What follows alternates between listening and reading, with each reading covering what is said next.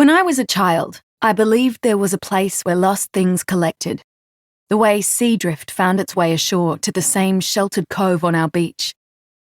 I never knew if it was a story I'd heard or one I had made up, but I could picture it clearly, a black hole where time stood still, and the lost things lingered, socks, shoes, purses, keys, missing pets, until people stopped looking for them and they faded from memory. After Sarah was gone, I imagined her in that place, suspended, sleeping.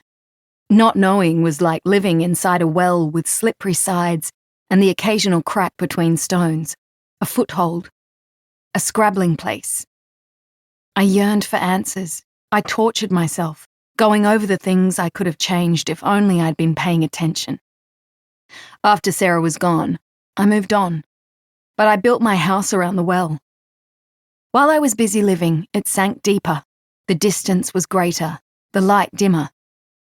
This time the climb might be impossible, but I had no choice. I let myself fall. My life is a story in 2 parts: before, after. The day my daughter went missing, we were at war. Our 2-bedroom ground floor unit in the outer suburbs was one of 12, close to a busy main road. I wanted to go to a weekend street market. At the time, I didn't have a car, but the buses ran hourly and our stop was only a 10-minute walk away. The bus I wanted to catch arrived in 15 minutes, but Sarah was still standing in the hallway, facing the wall, arms folded. "It's going to rain," I said. "You'll be cold. Put on some long pants and a jacket." She shook her head and stamped her bejeweled flip-flops. I tugged at her dress, pink with a leotard bodice and a tulle skirt, more suitable for a fairy-themed party than an unseasonably cool day. I'd taken her to see the fireworks at the beach the night before, and she was overtired and bad-tempered. "We'll miss the bus. Quickly, get changed." She slapped my hand. "You can't make me." I stepped away lest I slap her in return. "We're not going until you do as I ask." "I don't want to go. It's too far. The market is just stupid people and weird fruit." She flounced to her bedroom. Seconds later, I heard the chime of her jewelry box and the clack of beads. I followed, taking deep breaths, and watched her from the doorway.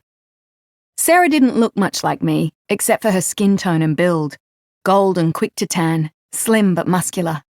She could hold a handstand against a wall for 5 minutes and turn 8 cartwheels in a row. But her hair was straight and dark, unlike my tight blonde curls, and so silky it slipped from a hair tie.